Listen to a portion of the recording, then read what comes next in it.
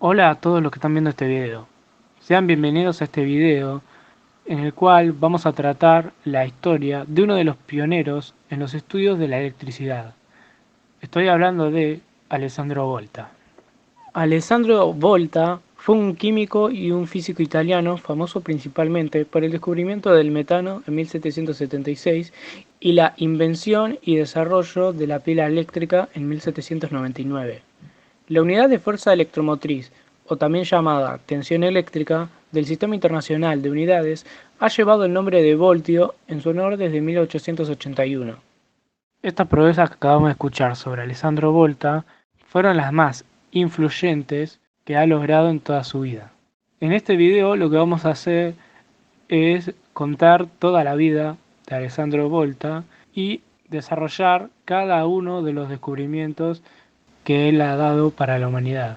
Así que pónganse cómodos que vamos a ver la historia de Alessandro Volta. Alessandro Volta, o también llamado Conde Alessandro Giuseppe Antonio Anastasio Volta, fue un físico y pionero en los estudios de la electricidad. Nació en Lombardía, Italia, el 18 de febrero de 1745, en el seno de una familia de nobles en Como, Italia.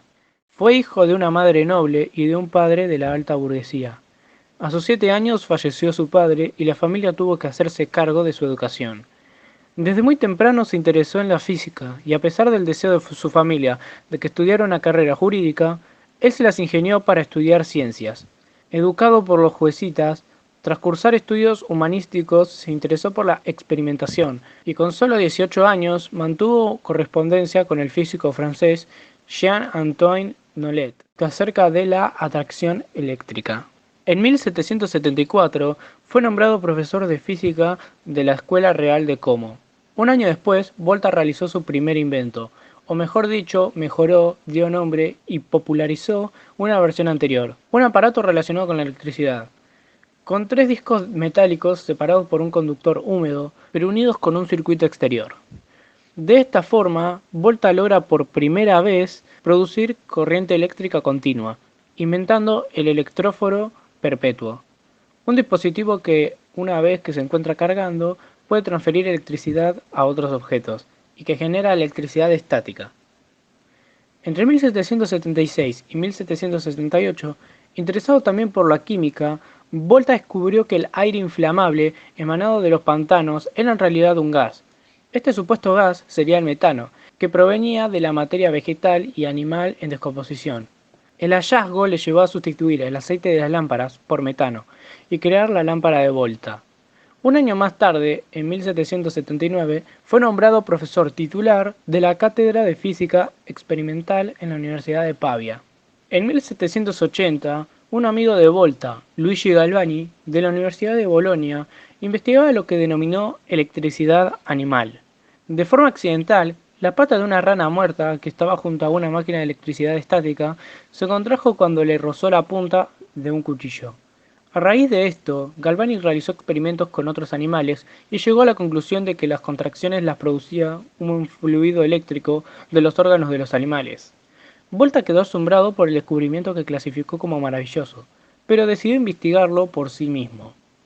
Al hacerlo, descubrió que en realidad no hacían falta animales para producir esa corriente eléctrica. Todos estos experimentos no prueban de manera concluyente que existía electricidad animal, ya que los órganos permanecen pasivos mientras que los materiales están siempre activos, afirmó. Lo que hacía falta para originar ese flujo era el contacto entre dos metales. El hallazgo enfrentó a los dos científicos, a sus universidades y dividió a la comunidad internacional, que finalmente se rendiría ante Volta por su invento más famoso, la pila voltaica. Diseñada en 1799, consistía en una serie de pares de discos apilados de zinc y de cobre, o también de plata, separados unos de otros por trozos de cartón o de fieltro impregnados de agua o de salmuera, que medían unos 3 centímetros de diámetro. Estos discos, al estar conectados en serie, permitían aumentar la tensión a voluntad. En esta etapa de trabajo, Volta describe las sensaciones que se producen en los órganos del cuerpo humano que él utilizó como su principal sensor. Veamos un ejemplo de estas descripciones. Los efectos sensibles a nuestros órganos que produce un aparato formado por 40 o 50 pares de placas, e incluso menor si uno de los metales es plata o cobre, el otro zinc. no se reducen simplemente a conmociones. La corriente del fluido eléctrico movido y actuado por un tal número y especies de conductores distintos, plata, zinc y agua, dispuestos alternativamente de la manera estricta, no provoca contracciones y espasmos en los músculos, convulsiones más o menos violentas en los miembros que atraviesa en su recorrido, sino que irrita también los órganos del gusto, de la vista, del oído y del tacto, propiamente dicho, produciendo sensaciones propias de cada uno. La pila eléctrica se convirtió en la primera fuente continua de corriente eléctrica y fue decisiva en el estudio del electromagnetismo y en el desarrollo de los equipos eléctricos. En 1800, Volta escribe a Joseph Banks, presidente de la Royal Society de Londres, explicándole su invento. Esta carta fue leída ante la Royal Society el 26 de junio de 1800, y tras varias reproducciones del invento efectuadas por los miembros de la sociedad, se confirmó el invento y se le otorgó el crédito de este. En septiembre de 1802, Volta viajó a París, aceptando una invitación de Napoleón Bonaparte, para exponer las características de su invento en el Instituto de Francia. El propio Bonaparte participó con entusiasmo en las charlas de Volta. El 2 de noviembre del mismo año, la comisión de científicos distinguidos por la Academia de las Ciencias del Instituto de Francia, encargados de evaluar el invento de Volta, emitió el informe correspondiente asegurando su validez. Impresionado con la batería de Volta, el emperador lo nombró conde y senador del Reino de Lombardía, y le otorgó la más alta distinción de la institución, la medalla de oro al mérito científico. El emperador de Austria, por su parte, lo designó director de la Facultad de Filosofía de la Universidad de Padua en 1815. Sus trabajos fueron publicados en 5 volúmenes en 1816, en Florencia. Los últimos años de vida de Volta los pasó en su hacienda en Camnago, cerca de Como, donde falleció el 5 de marzo de 1827.